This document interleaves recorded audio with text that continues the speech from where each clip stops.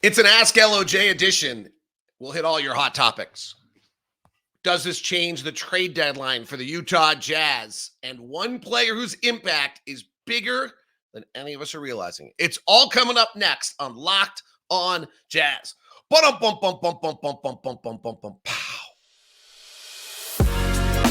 You are Locked on Jazz, your daily podcast on the Utah Jazz. Part of the Locked On Podcast Network, your team every day. How are you? I am David Locke, radio voice of the Utah Jazz. Jazz NBA Insider today on Locked on Jazz, your daily podcast on the Utah Jazz. It's Ask LOJ and Points Gained Friday. It's exactly what it's supposed to be.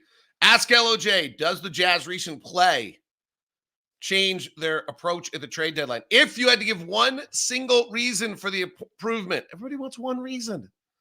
Why do we all want one reason? Because you do. All right, I'll see what I can do. What player has surprised you the most in this recent run? What does the recent play do about Taylor Hendricks' development? And what has been the reason Walker Kessler's better off the bench? And what is something nobody has talked about? And then that'll lead us into points gained very, very nicely. Do we just check the NBA standings every day? We probably will. I'm David Locke, radio voice of the Utah Jazz, Jazz NBA Insider, and this is Locked on Jazz, your daily podcast on the Utah Jazz, giving you insight, expertise, geeky numbers, and hopefully making it way better to be a Jazz fan each and every day. Thank you to all the everydayers out there that tune in and listen to this show and are a part of it each and every day. I cannot thank you enough for that. And for those of you that are making Locked on Jazz your first listen today, thank you very much. We are free.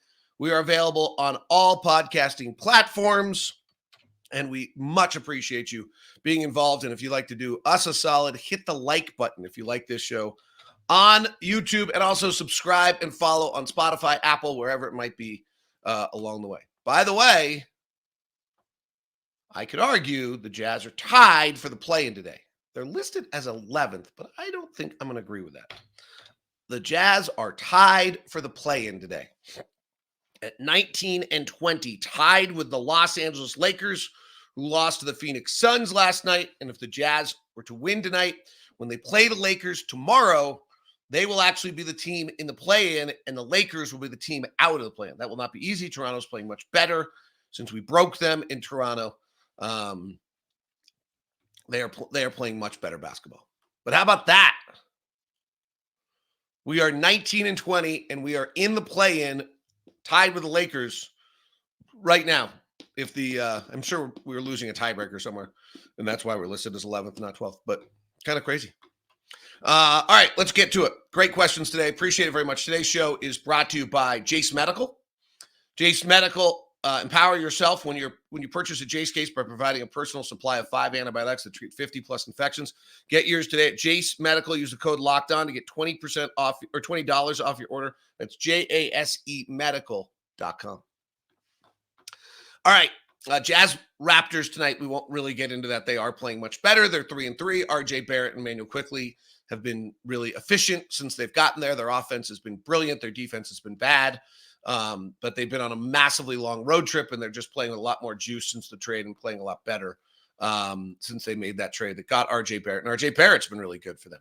All right, let's get to your questions. The first question that is coming in today is, does the Utah Jazz recent play change their approach for the trade deadline? So this is a really interesting question because actually, you would think that the answer just, well, of course it does. And on the other end, I think there's actually some depth to this question. It's why I'm leading with it. Because there's some extent that everything you do has a recency bias. And there's certainly a recency bias to what the Jazz are doing right now, right? In the sense that the Jazz are playing better. But do I think the Jazz are going to bypass a trade that they would have made if we were stayed on the 4-11 approach? We were 8-22 and we were 12-33. Do I think there's a trade the Jazz would have made at 12-33 that they wouldn't make now? And maybe there's a circumstance where the Jazz would have had a player where they're like, we're just going to get off him, open up the door, let guys play, just get off. We have a lot of players. So in that sense, I do think that maybe the recent play gives the Jazz some more leverage, gives Justin Zanuck, Danny Ainge some more leverage going into the trade deadline. In other words, when someone calls and says, well, I want this player, and you're like, yeah, well, we're not going to give him up. We're like rolling. We're actually going to be one of the 8 playoff teams. Like, we're going to catch the Lakers, Houston, and we're going to upset Phoenix or Dallas and get into the playoffs. That argument, I think, gives the Jazz a little bit more leverage than someone saying, hey, I want X just for a second-round pick. We'll just toss him in. So I think that's it. The only other thing I would say, though, is that there are almost no sellers right now in this trade market. Like, that's the big conversation, is there's so few sellers.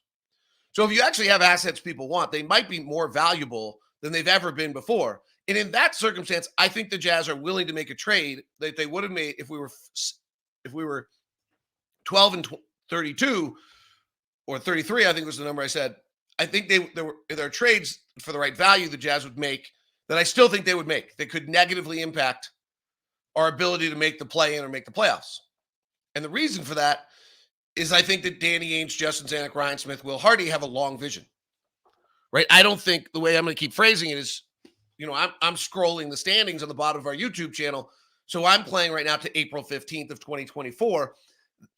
They're not playing to April 15th of 2024. They're playing to June of 2028 or somewhere, hoping to be involved in June by 20, and I'm not saying that they're not doing it for 2027 or 2026, but just they're down the road. That's just a symbolic date. So in one sense, I would say no, it has not changed their approach at all at trade deadline. The only thing I would say is maybe they wouldn't just unload someone for the sake of unloading someone. But it's a very, very interesting question in that sense of whether or not it does change it. I think it adds leverage, and I think it changes and it changes a little bit that they may not just unload someone. If I had to give one reason for the improvement, what would it be? The easy answer would be time, but I don't think that's what you're looking for. I can go back to very specific, things I saw Will Hardy work on in practice that, just nobody was taking in, and then finally they all have. I think the thing everyone wrote about yesterday in all the papers is that the rotations working. So I would say maximizing of player value. And this gets me to my rule of 240. We're throwing 240 quality minutes out every single night right now. Most teams don't have that. And so that's a huge advantage.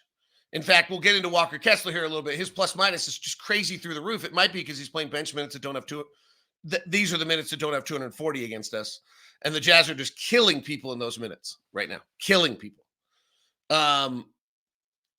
So the maximizing of the players, figuring out how to use Colin Sexton, how to use John Collins and Walker Kessler, how to use the addition of playing Chris Dunn, we'll get to in a second, I think has allowed for the rule of 240 to kick in. And the rule of 240 is that there's 240 minutes in a game of player minutes, and most teams don't have that anymore because of the collective bargaining agreement or for whatever reason.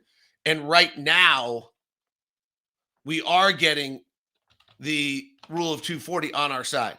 And I think so that's what I would go with. I would go with the maximizing of all of our players right now. Will Hardy likes to talk about using their superpower. He's used their superpower. And I think that's probably the answer. By the way, over on YouTube during the show, you're more than welcome to be answering the same questions. We are. Makes it for a fun conversation and fun chat. And then you're welcome to send me thoughts on X at DLock09 as well. Next one that came in, what player's impact has surprised you the most? This has got to be for me, Chris Dunn. So I love Chris Dunn's tenacity, his leadership, all of his strengths. I thought the fact he doesn't shoot and he does not shoot well from the outside really was and frankly, playing with Colin Sexton, who used to not shoot from the outside either, I really thought that was a prohibitive for him to be successful in this league. That he was a nice, that he could play some minutes and do some things, but that frankly, the fact that like he hasn't taken more than 1 3 in, I think, 7 straight games and that he's 8 straight games, 3 straight games, 7 straight games, and he's 3 for 7, and that he hasn't taken a free throw in 8 games. I was just looking at the negatives. I'll be totally honest. I was looking at the negatives. I just did not think you could be a productive player on the floor who took 1 3 a game and doesn't go to the free throw line. I just thought that was impossible. And frankly, he's taken 5 shots in 3 games. So that is the player who has surprised me the most. I understood all the things he's great at. Gets into you, leads the team, has a tenacity, plays us off, defends, sets a tone, leads. Been great. But I have to be honest. I'm not all the way there. It's working. It's great. So that's the player who surprised me the most. I don't know that I think that's a long-term viable answer to have that much of a limit. But with the ball in your hands, you have gravity. And that may be what he's doing. Will's also using him brilliantly. He's starting and playing about 21 minutes a night, which is great because he sets the tone and he leads, and in key moments he's available, and he closed the game in Milwaukee when we needed to be settled, and he closed the game in I think Miami, in a close game when we need to be settled. So yes, it's absolutely great. So I give him super credit. All right, we got more coming. What does this do to Taylor Hendricks? Why is Walker Kessler better off the bench? And a one that I really like, which leads me into points gained today. So we've got all that still coming. We're just getting started on today's edition of Locked On Jazz. The Friday edition of Locked On Jazz is brought to you by our friends over at Murdoch Hyundai. Murdoch Hyundai, located at 4646 South State Street, also located in Logan and in Linden. The Hyundai lineup of cars is absolutely fabulous, from the SUV, the small little zippy Kona, all the way to the gorgeous Palisade with the Santa Cruz in between. I've purchased 2 of those Santa Cruzes, so I certainly, Santa Fe's. The Santa Cruz is the truck hybrid. It's pretty great. Was driving that recently. The Santa Fe's I've bought 2 of. Although I'm currently driving the Tucson, just totally fabulous. So it's a great lineup of cars. And then you get the Murdoch treatment, 90 years nearly in Utah of just making sure you have no regrets experiences as a member of our community. The brand new building over at Murdoch Hyundai at 4646 South State Street. Beautiful. Congratulations to all the workers over there who got through that time. If you're going to head over to Murdoch Hyundai, please email me first so we can give you a VIP meeting. That's in Logan, Linden, or in Murray. When you do, hit me at dlock09@gmail.com and also mention to me what location, and we'll set you up with that VIP meeting with one of our salespeople and make sure that you're taken care of right away and that you don't have to go through any of that kind of awkward walking in, looking around. Can I help you? And you're like, gosh, is this the guy person? No, we're going to make sure you get set up with the best over at Murdoch Hyundai, located at 4646 South State Street, also in Logan and in Linden. Feel free to stop by. Today's show is also brought to you by our friends over at Jase Medical. Jase Medical, Jase Medical. This is a chance for you to make sure that you are prepared for the craziness of real life, for the supply chain issues, for whatever it might be. Whether it's if you live in the East Coast where the power lines are over the top because it's old, and next thing you know, you're 5 days without power. Jase Case gives you a pack of 5 different antibiotics to treat any long list of bacterial illnesses, from UTIs to respiratory infections, to skin infections, to whatever it might be that may happen, because stuff happens. So visit Jase, Jase medical.com, complete your physician encounter.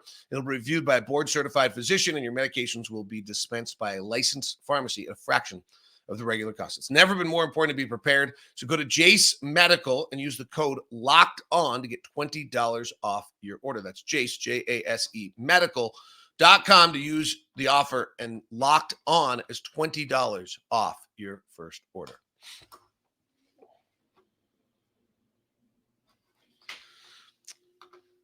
Jazz and the Raptors tonight. Make sure you catch the broadcast on Sirius XM. All local team broadcasts available on Sirius XM, so you can catch me and the Booner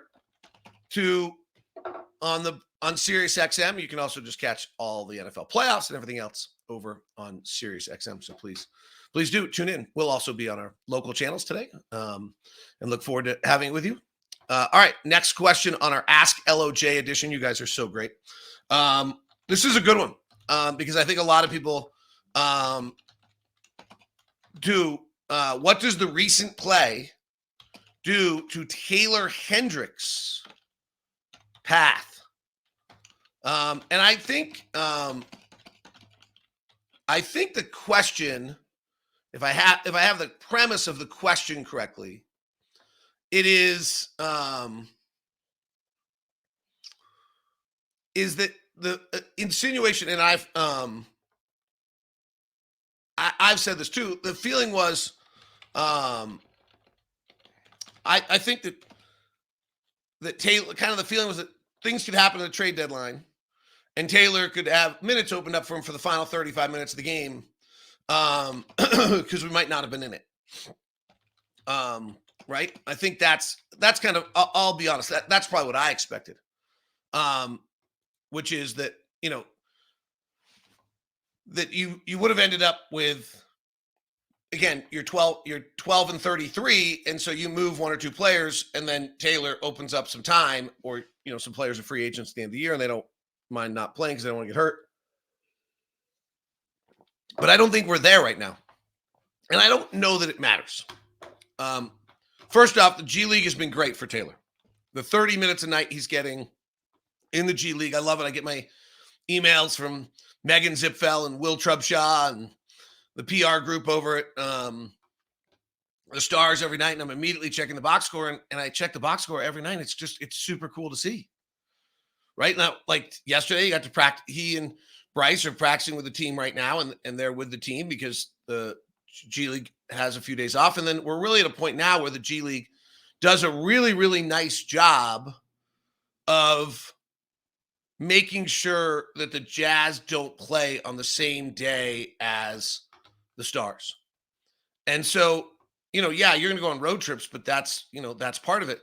But, you just look at what's going on. And Taylor the other night, 18 points, 5 rebounds, blocked 5 shots, played 37 minutes. That's a lot. One of the things Taylor should do is learn how to play harder. Well, one of the ways you play harder is you play a lot. And Josh Christopher they just waived him. I'm guessing he might have signed somewhere. And they added this kid, Jason Preston, on a 2A, who I actually really liked out of Ohio, kind of good hesitation guard. But Taylor took 9 threes out of his 11 shots the other night. Okay, so he's 4 of 9. Probably would like to see a little more of that. Blocked 5 shots, 5 rebounds, 2 assists. It's terrific. Sure, going up against Justin Campagna and Malik Williams is not this, and Cole Swider is not the same thing as going against NBA players. But, if he plays out the G League schedule, I think it's great. He's getting 35 minutes a night. He's playing great. And then we evaluate. So, yes, there is a chance that if we're really in a playoff run, and we don't make trades at the deadline or just move players for the sake of moving players, that Taylor gets a few less NBA minutes because of the fact the team's playing so much better right now. If the team was in the tank or just not playing well, then yeah, you probably are more willing to go grab Taylor and give him minutes. And so I think that's has an impact. But I don't think it's a negative impact, but I do think it is an impact. Why is Walker Kessler better coming off the bench than starting?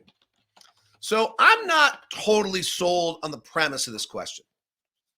I'll be honest. I think it might be correlation, not causation. Walker's been incredibly good. I think maybe not talked about enough, frankly. So separating John Collins and Walker Kessler has been one of the most important things for the Jazz playing better. That they're not playing together. That was cloggy and clunky and not enough room, and there were problems with that. So that's been a major piece of this puzzle.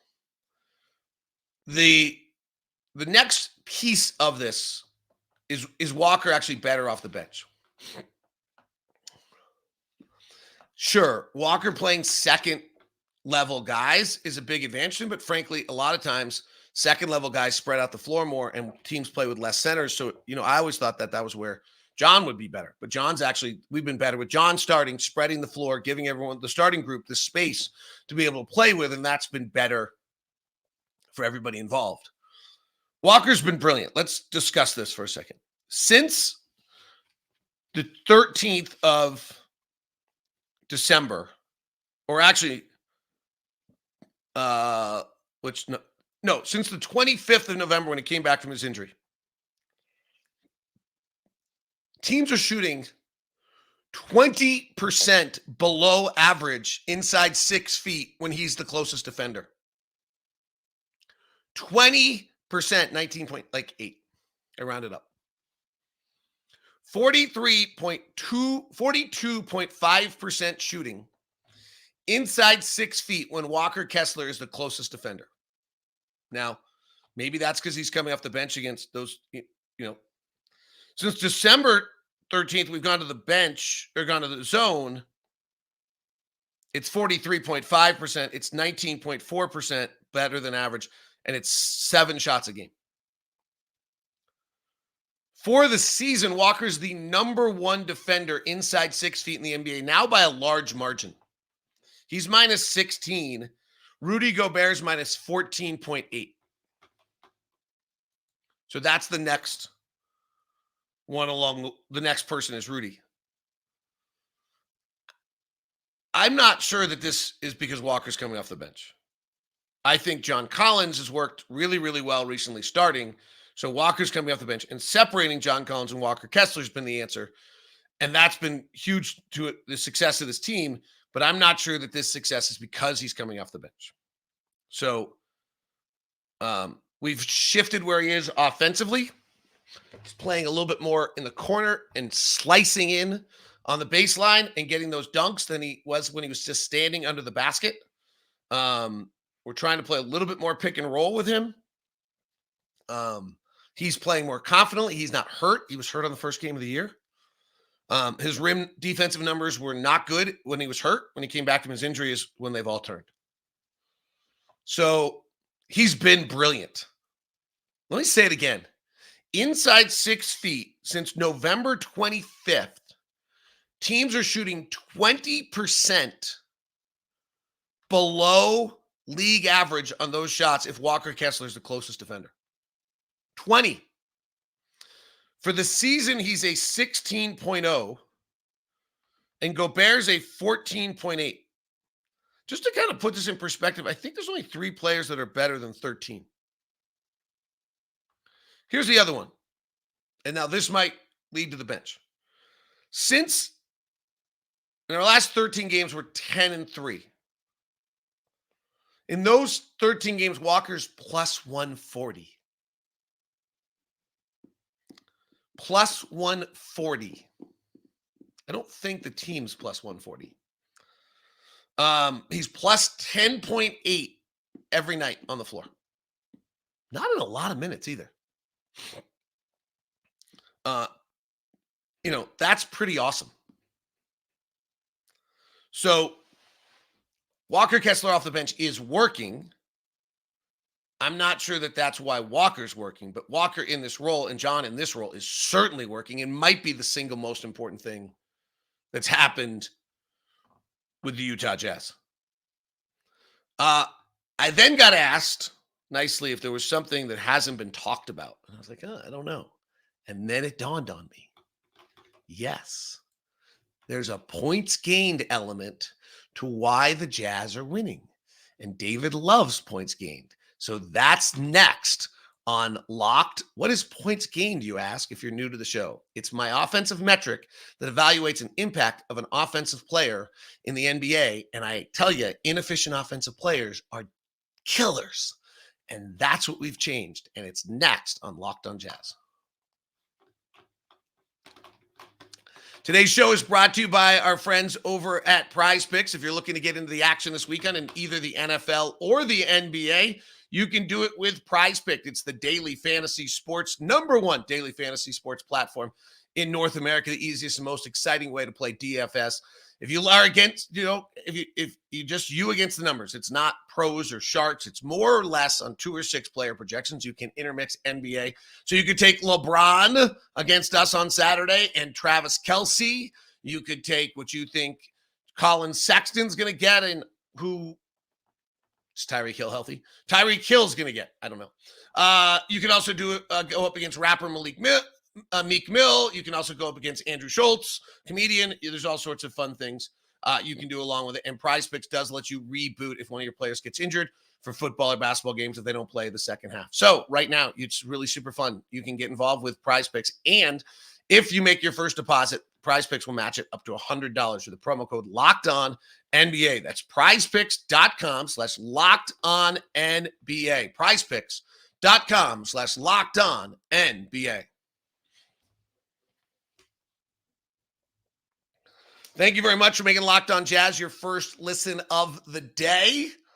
Locked On Raptors is really, really good. Sean Woodley did a great job today recapping kind of where they are, what's going on, or he did that yesterday. Super show. If you want to get ready for tonight's game, Locked On Lakers with the Kaminsky brothers is great. If you haven't caught our national channel, Locked On Sports Today, it's up on Amazon Fire TV. It's also available on NewsOn. It's also available on YouTube for a 24/7 stream.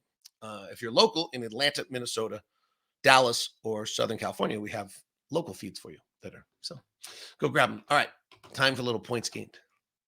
I think I shared screen last time on this. It's hard to do. Let's see if I can I share screen again? All right, points gained is the amount of points that a player scores on a given night compared to league average with the same amount of scoring opportunities. So, for example, the number one player in the NBA right now is Joel Embiid at plus 3.4. He uses 27 scoring opportunities a night, and he averages 3.4 points more than what average players would do with those scoring opportunities. Okay, this is how we look at it. And we're right on schedule. We have about 3 players above 3. We have about 10 players above 2. And the point of what we've talked about many, many times over the years is that if you're an everydayer, is that because it's so hard to be positive, negative players are far more disruptive than you realize. So here are the 10 kind of most effective offensive players in the NBA. Joel Embiid, 3.4. Giannis, 3.2. Shai Gilgeous-Alexander, 3.2. Kevin Durant, 2.7. Nikola Jokic, 2.6. Jarrett Allen in Cleveland, 2.3. They're winning. Kristaps Porzingis, 2.3. Chet Holmgren, 2.1. Jalen Johnson, Atlanta, 2.0. They started winning when he came back. And Lauri Markkanen, 2.0. Lauri should be an all-star. No question. Tyrese Halliburton, 1.9. Domantas Sabonis, 1.9. Anthony Davis, 1.9. James Harden, 1.9. Grayson Allen having a great year, 1.9. Steph. So there you go. But the key thing here, if you're just new to this, is plus 2.0. There's only 10 players in the NBA that positively impact you 2 points more than average. So if you have negative players on your team who are like -2 or more, or 1.5 or more, they're as negative. It doesn't seem like it, but they're as negative as Lauri Markkanen is positive. So here are the players who play that are minus 1.5 or more in the NBA. Jeremy Sohan, Keontae George, Shaedon Sharpe, rookie Brandon Miller, a lot of rookies in here. Suar Thompson, Victor Wembanyama. This is why I don't worry about what's going on with Keontae. Cade Cunningham, Taylor Horton-Tucker. We had 3 of these guys. Jalen Green, Jordan Poole, Jordan Clarkson, Xavier Tillman, Dariq Whitehead, Killian Hayes, Cam Thomas, Andrew Wiggins, Nikola Vucevic, Cody Martin, Theo Maledon. Scoot Henderson is the worst at minus 3.2. Okay, Russell's no longer in here, by the way. That's why the Clippers are winning. Russell's minus 1.4, but still, okay. So if you take a look at what was going on with Utah, we were getting a lot of productivity out of Lauri Markkanen and Kelly Olynyk plus 1.3, and Walker's plus 0.9. Bigs are good at this. Colin, 0.6, is suddenly playing a lot more than he was before, and Jordan's a minus 1.8. Like Jordan, and we're going to look at the last 10 games. Jordan's not a minus 1.8, but Jordan was killing us. Taylor Horton-Tucker's a minus 1.6. He's not playing anymore. Keontae was starting and getting a ton of minutes at a 1.5, if worse. Not worse, because he's this like probably 1.8 to minus 2. Those are real killers. Ochai's a minus 0.3. Chris Dunn's a minus 0.5. That's it. The way you get really, really good is you have one of these positive 10 players, and then you have everybody else somewhat, if possible, at league average. I think I've switched screens. Yep, looks like it. Yep, okay. This is the last 10 games. So we'll do a quick sort. Last 10 games, Jokic is plus 6.1. Shea is 5.1. Jalen Williams, Oklahoma City is 4.1. Miles Turner, 3.5. Aaron Gordon, 3.4. Anthony Davis, 3.4. Jason Tatum, 3.4. Kevin Durant, 3.2. Giannis, 3.2. Joel Embiid, Chet. Similar names. Let's go look at Utah. Walker Kessler, 2.5. And I just went through Walker Kessler's plus minus. Lauri Markkanen, 2.4. Okay, those are massive numbers. Colin, 1.7. That's insane for a guard. There aren't many better. Kelly Olynyk, 1.6. John Collins, 0.6. I don't remember what John Collins was on the other. Simone, 0.2. Jordan Clarkson, instead of being minus 1.9, is a negative 0.3. That's basically fine. Keontae George, instead of being minus 1.8, is minus 0.8. Massively more important. Chris Dunn's a minus 1.2. That's not great. That's why I told you it surprised me. And Ochai's a minus 1.1. Ochai's is not making shots right now. He will. And Taylor Horton-Tucker's not playing, and Taylor Hendricks is not playing, and Omer Yurtseven's not playing. We're not quite there. We're not great offensively since last 11 games, we're 10th offensively. It's great. Actually, that is pretty great. That's because of these guys. Walker's plus 2.5. Lowry's plus 2.4. Collins 1.7. And Kelly Olynyk 1.6. That's great. That's big time. But the bigger thing is we don't have Jordan Clarkson just eliminating Lauri Markkanen's performance. We don't have Taylor Horton-Tucker then eliminating 3 other people's performance. And then we don't have Keontae eliminating guys that are like actually don't exist. And then we're just negative. Right? By the way, the coldest players in the NBA.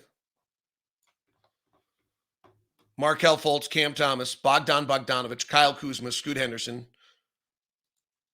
DeAndre Ayton, Taylor has not played much, not fair. Dylan Brooks hasn't played much, I don't think. Keldon Johnson in San Antonio, Paolo Banchero minus 2.4. That highlights in late game makes me love Paolo Banchero, and then I run his numbers, and I just kind of still don't know. Tyler Hero minus 2.4. And all the rookies. Jokic is on a different planet right now. But that's part of it. That's part of what's going on here. The reason the Jazz are good right now is because of points gained. And that's part of what you're seeing. And that's part of why they're winning. And then defensively, we're way better because of Walker. Because teams are shooting 20% below. So a fabulous Ask LOJ by you guys. Catch the broadcast tonight on SiriusXM. Catch it on KSL. Catch it on Utah Jazz app. We look forward to talking to you. Have a wonderful day. It is Locked On Jazz, your daily podcast on the Utah Jazz. Thanks for tuning in. And now I send you to the first ever 24/7 national sports stream on YouTube, Locked On Sports Today.